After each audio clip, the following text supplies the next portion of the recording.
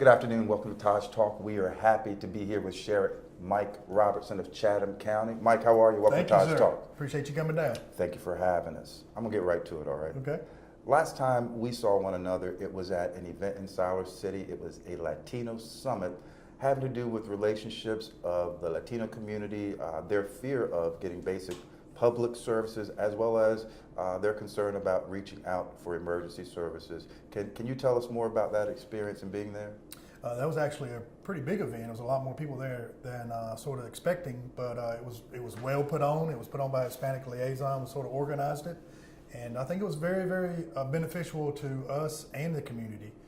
We answered a lot of questions for them and helped us understand how they feel. So that goes along the lines of what sort of strategies are being used to build a relationship between you guys and the Hispanic community? Well, number one, we've hired a lot more Hispanic officers, and not just because of that event, but over the last couple of years, we've had a lot more Hispanic officers that want to come work here, and that's helped tremendously. Not only do they speak Spanish, but they also understand the culture. And out of that, this past March, we started a Hispanic focus group to be able to look at some of those cultural differences. Do you speak Spanish? Only a little bit. All right, say it, un poquito. So in that focus group, can you expound on what the purpose of the focus group is? Well, I think it had many different modules. The purpose that we were in, we had law enforcement up there. I think the Siler City Chief, the Pittsboro Police Chief, and our Major of Operations here, and I were up on stage, and we gave sort of an overview of things that were going on in the community, and then we took questions from the audience about what their concerns were. A lot of it was around transportation, being worried about being deported, how do they get to school, to see their kids, and those kind of questions. A lot of fear in the community, and one thing about someone's fear is that you can tell them there's no need to have fear, but if they have fear, it's their reality. Exactly. And so we have to have a relationship enough that they understand that every law enforcement officer is not ICE. And the differences of the jobs that the city police does versus the sheriff versus the highway patrol versus federal officers. Most people think that they're all the same, but we're state officers, so we only have state authority. We can't enforce federal law.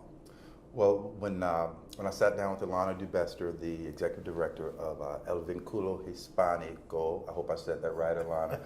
One thing that I made sure that we said is that we're very thankful that you and the other law enforcement gentlemen came out, because it showed the reaching together of the community and of the neighborhoods. And so we say again, thank you to all the law enforcement people who came out, because unless we're coming together, I mean, when you take off your uniform and when you go be with your kids, I'm with my kids, we're moms and dads and community. So that really meant a lot. I've lived in big cities, and it's often tough to get folks to come together on different sides of the table, but when we're all one community, we recognize that we sit at the same table together.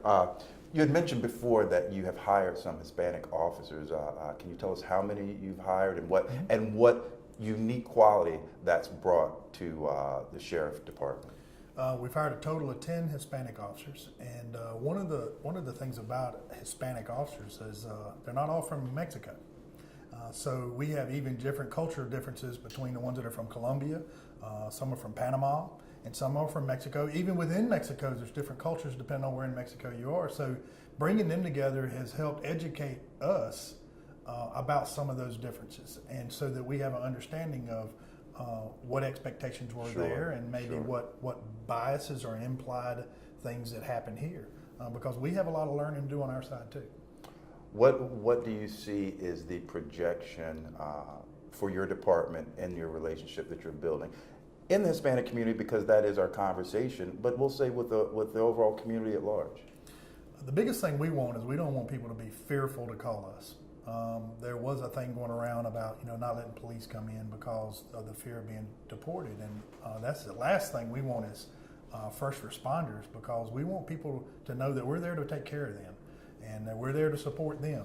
And we have officers in the schools to deal with them in schools. But if they have problems in their community, we want to be part of it. The second thing is we want to be part of their community events. Okay. We've told them when they have food events or they have church events or you have something going on, we want to be part of it. We need to immerse ourselves in their culture also. So I will say this, since you mentioned that they have food events, and, Yes. and you mentioned that you have officers from, let's say, Colombia, Panama, Right. Mexico. Those are all great eating Yes. places. So there's an event September 16th in Siler City. It is a Latino Hispanic festival. Yep. It runs from noon to 7. TajTalk.com will be there. That's right. I'm hoping that you all will be there. I have it on my calendar. Okay, And I hope to all be right. there. And if you're not there, perhaps a representative Yes. from Yes, from your office.